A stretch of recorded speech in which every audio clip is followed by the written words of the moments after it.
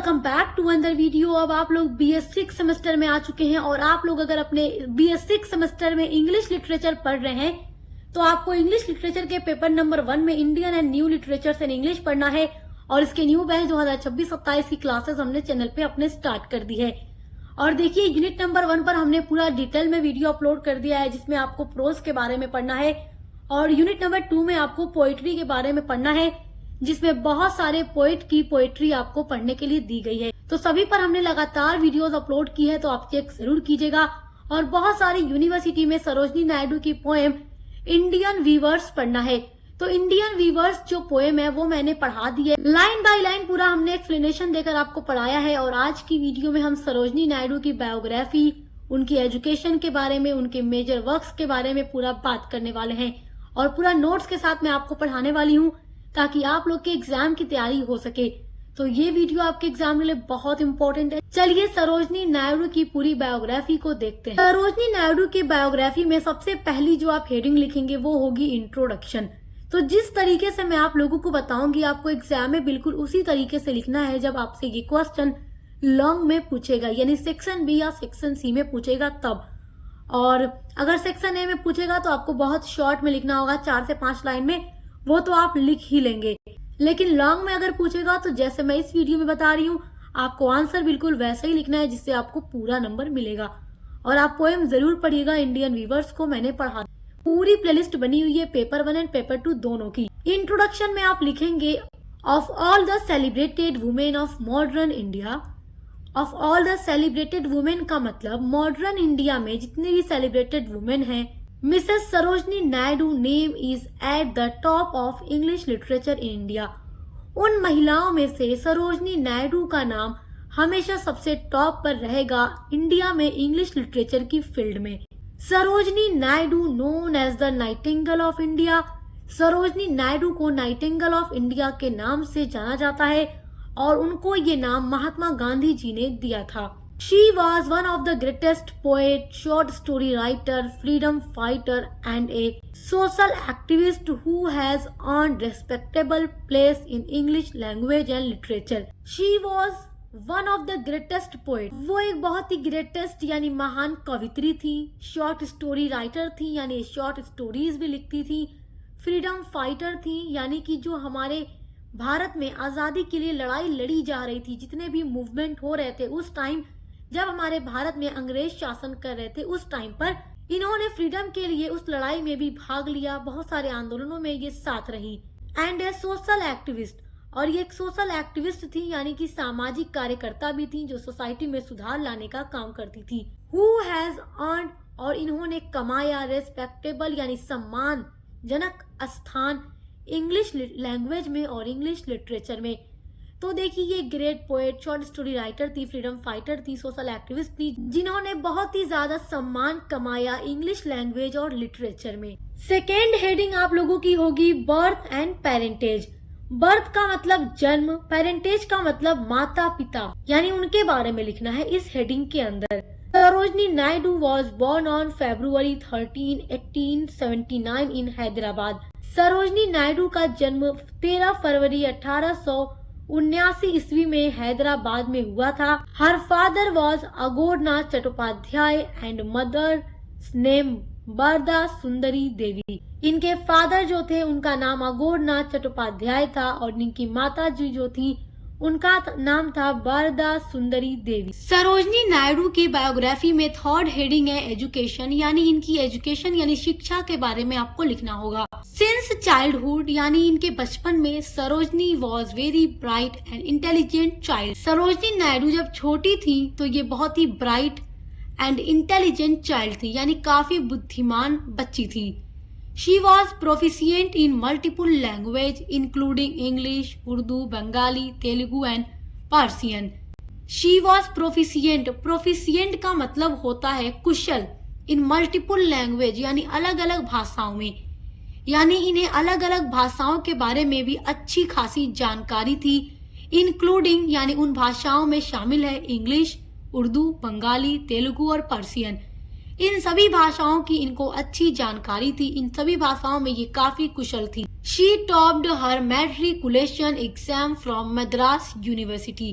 She topped, इन्होंने top किया हर matriculation exam, यानी उनके मैट्रिकुलेशन एग्जाम में, मैट्रिकुलेशन एग्जाम का मतलब जो हाई स्कूल का एग्जाम होता है, कक्षा 10 का, क्लास 10 का जो एग्जाम होता है, उसमें सरोजनी नायडू ने टॉप किया था फ्रॉम मद्रास यूनिवर्सिटी से। Her father wanted Sarojini to become a mathematician और साइंटिस्ट, और इनके फादर जो थे अघोर नाथ चट्टोपाध्याय, देखिए वो एक फिलोसोफर भी थे, एक प्रिंसिपल भी थे, और वो चाहते थे कि उनकी बेटी सरोजनी नायडू बड़ी होकर के मैथमेटिशियन बने या फिर साइंटिस्ट बने। But young Sarojini was attracted to poetry, लेकिन जो यंग सरोजनी थी, यानी जब ये थोड़ा बड़ी हुई तो इनका अट्रैक्शन बढ़ा, मतलब ये पोएट्री की ओर आकर्षित हुई, इनका जो इंटरेस्ट पैदा हुआ वो पोएट्री में हुआ। एट द एज ऑफ 16 और 16 साल की उम्र में she got admission in Kings college England. 16 साल की उम्र में इन्होंने अपना एडमिशन कराया किंग्स कॉलेज इंग्लैंड में, एंड लेटर, और बाद में ज्वाइन गिटन कॉलेज इन कैम्ब्रिज, और फिर बाद में इन्होंने कैम्ब्रिज के गिटन कॉलेज में एडमिशन लिया। फोर्थ हेडिंग है लिटरेरी कंट्रीब्यूशन, यानी कि देखिए आप ये जानते हैं कि सरोजनी नायडू जो थी वो इंडियन इंग्लिश राइटर थी, और इन्होंने जो कुछ भी लिखा है वो इंग्लिश में ही लिखा है, तो इनका कंट्रीब्यूशन आपको जरूर लिखना है। लिटरेरी का मतलब होता है साहित्यिक, कंट्रीब्यूशन का मतलब होता है योगदान। तो इन्होंने इंग्लिश लिटरेचर में क्या क्या योगदान दिया है, योगदान देने का मतलब कि इन्होंने क्या क्या लिखा है, कौन कौन सी पोएट्री, कौन कौन सा वर्क लिखा है। इनके बायोग्राफी में सबसे इम्पोर्टेंट चीज जो होगी वो लिटरेरी कंट्रीब्यूशन या इनका मेजर वर्क ही होगा, जो आपकी ये फोर्थ हेडिंग है। लिटरेरी कंट्रीब्यूशन आप हेडिंग डालिए या इनका मेजर वर्क्स हेडिंग डालिए, बात एक ही है। Sarojini Naidu is one of the greatest Indo Anglian poet. Sarojini Naidu जो है देखिए वो इंडो एंग्लियन पोएट है, यानी कि इंडो एंग्लियन पोएट का मतलब होता है कि ऐसे राइटर या ऐसे पोएट जो इंग्लिश लैंग्वेज में ही लिखते हैं, लेकिन उनकी जो जड़ें होती हैं वो भारतीय ही होती हैं। और जब आप सरोजनी नायडू की कोई भी पोएट्री पढ़ते हैं वो इंग्लिश लैंग्वेज में ही होती है, बट उसकी जो थीम होती है वो इंडियन ही होती है, उनकी जड़ क्या है, इंडियन, भारतीय ही है। हर लिरिक्स आर मेलोडियस, उनकी जो लिरिक्स यानी पोएट्री होती है, कविताएं होती हैं, मेलोडियस होती हैं, यानी कि मीठी होती हैं, पढ़कर उन्हें काफी अच्छा लगता है। Her lyrics have unsurpassable sweetness. Her lyrics का मतलब पोएट्री कहिए या गीत कहिए या कविता कहिए, उनकी जो पोएट्री होती है उसके पास अनसरपासेबल का मतलब होता है जिससे बेहतर कुछ ना हो, यानी उतना अच्छा।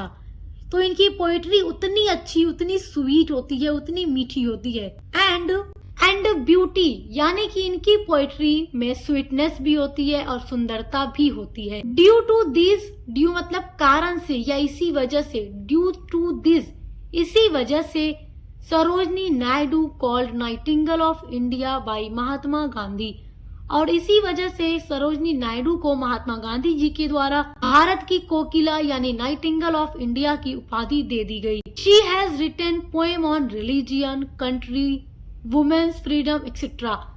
तो इन्होंने बहुत सारी पोएम्स लिखी हैं रिलीजियन के ऊपर, यानी जो थीम है वो रिलीजियन है, कंट्री के लिए है, वुमेन्स फ्रीडम यानी महिलाओं की स्वतंत्रता के लिए भी इन्होंने बहुत सारी पोएट्रीज लिखी हैं। Her first poetry collection the golden threshold was published in 1905। इनकी पोएट्री का जो पहला कलेक्शन है जिसका नाम है the golden threshold which was published, जो कि पब्लिश्ड हुआ था 1905 ईस्वी में। नोट कीजिए, यहाँ पर जितना भी ब्लैक पेन से लिखा हुआ है ये आप नोट कर लीजिए, ये सब सरोजनी नायडू का बहुत ही फेमस वर्क है जो कि आपको एग्जाम में लिखना जरूरी है, तभी आपको अच्छा नंबर मिलेगा।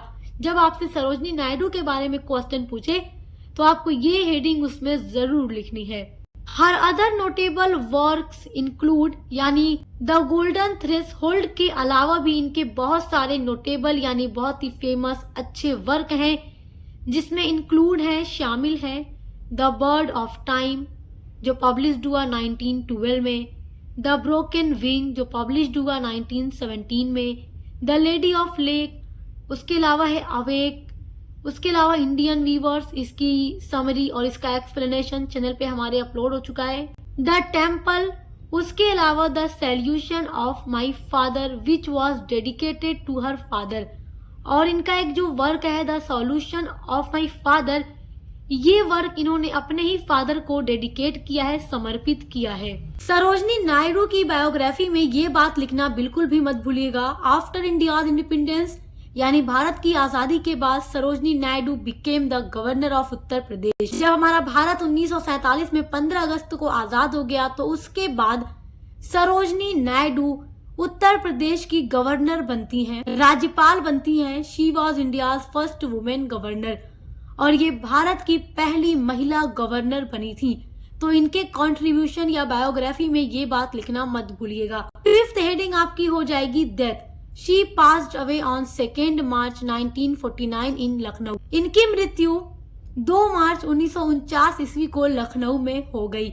आई होप कि आज का टॉपिक आप बहुत अच्छे से समझ गए होंगे। ये आपके एग्जाम के लिए बहुत ही इम्पोर्टेंट टॉपिक है। और इंग्लिश लिटरेचर के अलावा आप पॉलिटिकल साइंस, सोशियोलॉजी, हिस्ट्री या अदर कोई भी सब्जेक्ट अपने 6 सेमेस्टर में पढ़ रहे हैं तो उसके लिए हमारे चैनल पर विजिट जरूर कीजिएगा, क्योंकि सभी सब्जेक्ट के पेपर 1 एंड पेपर 2 दोनों की classes success master point channel पर न्यू सिलेबस के अकॉर्डिंग स्टार्ट कर दी गई है। तो अच्छे से पढ़ाई करते रहिए, एग्जाम की तैयारी करते रहिए। Best of luck. हम मिलते हैं अगले वीडियो के साथ।